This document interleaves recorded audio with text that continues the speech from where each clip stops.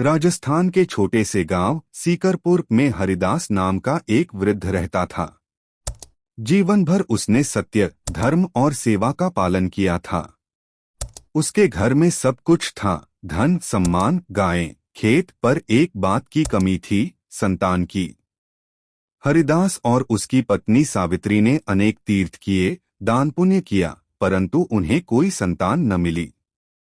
एक दिन गांव में एक संत आए। हरिदास ने आदरपूर्वक उनका स्वागत किया और कहा, गुरुदेव, मैंने जीवन भर कोई अधर्म नहीं किया, फिर भी संतान का सुख मुझे क्यों नहीं मिला नवनीत?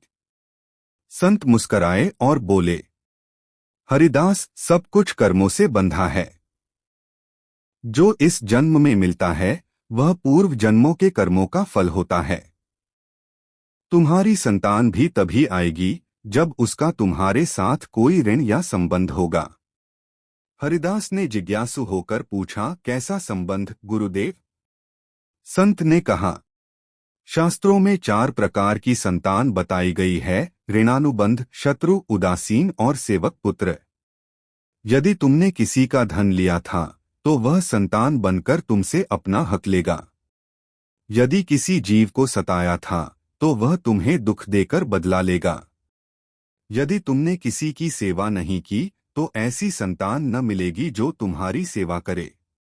परंतु यदि तुमने किसी की निःस्वार्थ सेवा की है तो वही आत्मा तुम्हारी सेवा करने के लिए पुत्र बनकर आएगी। हरिदास ने गहराई से सोचा। उसे याद आया कि अपने युवावस्था में उसने एक वृद्ध साधु की सेवा की थी। वह साधु कई महीनों तक बीमार रहा और हरिदास ने उसकी तन धन से सेवा की थी। अंत में साधु ने आशीर्वाद दिया था, पुत्र, अगले जन्म में मैं तेरा पुत्र बनकर तेरा ऋण चुकाऊंगा। संत ने मुस्कराते हुए कहा, वही आत्मा अब तुम्हारे घर जन्म लेने वाली है। चिंता मत करो। कुछ महीनों बाद चमत्कार हुआ। सावित्री ने एक सुंदर बालक को जन्म दिया।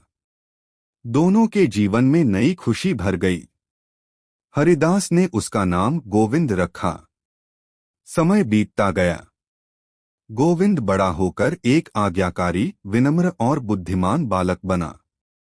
वह हर सुबह अपने पिता के चरण छूता, गायों की सेवा करता और वृद्ध माता पिता की हर इच्छा पूरी करता। गांव में सब लोग कहते, ऐसा पुत्र तो भाग्यवानों को ही मिलता है। हरिदास के वृद्धावस्था में जब चलने की भी शक्ति नहीं रही, तब गोविंद ने उनका हाथ पकड़कर कहा, पिताजी, आप जीवन भर दूसरों के लिए जिए, अब मैं आपके लिए जीना चाहता हूँ। हरिदास की आंखों में आंसू थे। उसे संत की बातें याद आईं, पूर्व जन्म की सेवा का फल संतान बनकर लौटता है। एक रात हरिदास ने गोविंद से कहा, बेटा, तू मेरा सच्चा धन है। सोना चांदी सब यहीं रह जाएगा, पर तू जो सेवा कर रहा है वही तेरे भविष्य का पुण्य बनेगी। कुछ वर्षों बाद हरिदास ने शांतिपूर्वक देह त्याग दी। गोविंद ने अपने पिता की शिक्षाओं को जीवन का आधार बनाया।